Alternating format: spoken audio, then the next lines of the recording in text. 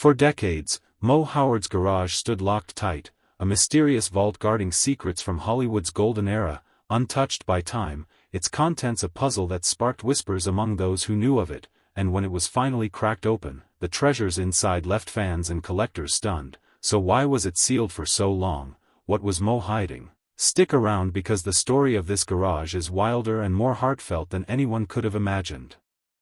Moe Howard, born Moses Harry Horwitz on June 19, 1897, in Brooklyn, New York, was the beating heart and fearless leader of the Three Stooges, the comedy trio that defined slapstick. His iconic bowl cut, sharp temper in sketches, and perfectly timed eye pokes made him a beloved figure across America, entertaining generations through vaudeville, films, and television. His career a roller coaster of laughter and struggle until he retired in the mid-1970s, passing away on May 4, 1975, after a life dedicated to making the world chuckle. In his final years, Moe lived in a serene Hollywood Hills home at 9061 Thrasher Avenue, a quiet street far from the city's hustle, a single-story gem built in 1960 with a sleek, modern vibe, boasting 3 bedrooms, 3 bathrooms, a sparkling pool, and a sprawling backyard, all on a massive 27,000-square-foot lot that gave Moe and his wife Helen a private oasis to escape the spotlight, a peaceful retreat where they could live quietly after years in the public eye. Tucked behind the house was a garage, but it wasn't your typical car shed. After Moe's death in 1975, it was sealed shut. Some say Moe himself ordered it closed before he passed, wanting his treasures protected. Others believe Helen made the call after his death. Either way, the result was the same. The door stayed locked, untouched, and when Helen passed just months later in October 1975, the garage remained a mystery. The house changed hands over the years, but the garage stayed sealed, a quiet enigma that fueled curiosity. What was hidden inside? Why was it never opened? Fans and neighbors wondered, but no one dared disturb it, until finally, after nearly half a century, someone turned the latch, unleashing clouds of dust as sunlight flooded the space for the first time in decades, revealing a perfectly preserved time capsule, the air dry, the silence heavy. What they found inside was breathtaking. But first, let's unravel why Moe's garage was locked tight right after his death. When Moe married in 1925, he briefly stepped away from showbiz, diving into real estate to build a stable life for his family.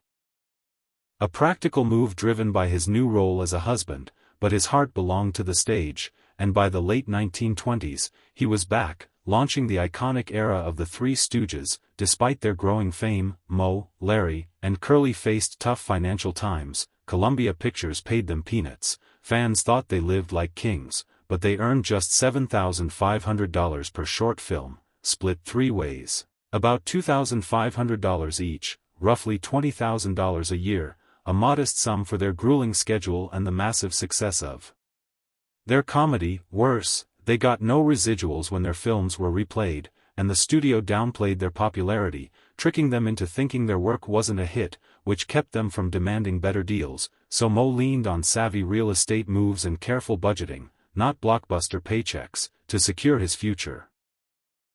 After Moe's death in 1975, his family chose to seal the garage at his Hollywood Hills home. Sources say it was a deliberate act to protect his belongings from thieves, curious fans, or prying reporters, a way to honor his legacy and keep his personal world private. It stayed untouched even after Helen's death in October 1975, becoming a frozen snapshot of Moe's life. Now let's step into this hidden garage, a space locked in time, to uncover the astonishing treasures that tell the story of Moe's legacy.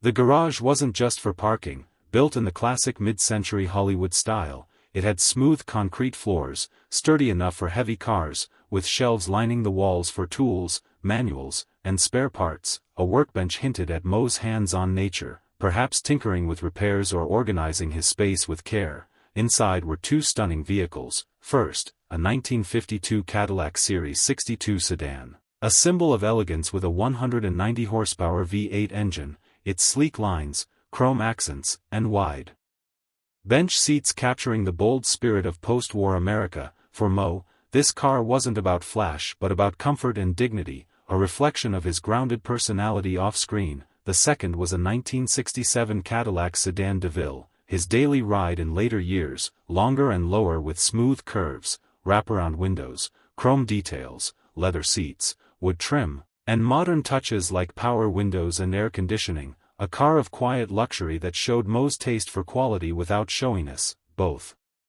cars were blanketed in dust, traces of old cover cloths barely visible, yet their interiors and exteriors were remarkably preserved, engines free of rust, leather and wood intact, thanks to the garage's dry, sealed environment, no sunlight to fade them, no moisture to breed mold. These Cadillacs offered a rare glimpse into Moe's private world, not glitzy but thoughtful, reliable, and meticulously cared for, just like the man himself. But the cars were only the start, beyond them were rows of sealed boxes, sparking questions about what else Moe kept hidden. Let's dig deeper.